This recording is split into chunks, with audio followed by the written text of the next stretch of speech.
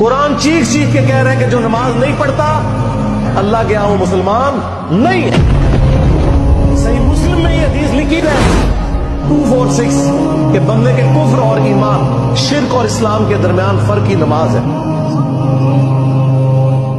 یہ حدیث مسلم میں ہی لکھی رہ گئی کہ ابن مسعود رضی اللہ تعالیٰ عنہ کہتے ہیں کہ جماعت کے ساتھ نماز پڑھنا یہ سنت خدا ہے، یہ تمہارے نبی کی وہ سنت ہے جو اللہ نے انہیں عطا کی، اگر اسے چھوڑ دو گے تو برباد ہو جاؤ گے۔ رسول اللہ کے زمانے میں اگر کوئی بیمار بھی ہوتا اور دو بندوں کے سہارے مسجد میں آ کے نماز پڑھ سکتا تو اس کی کوشش ہوتی کہ میں مسجد میں جماعت سے نماز پڑھوں، کہیں مجھے منافق نہ شمار کر لیا جائے۔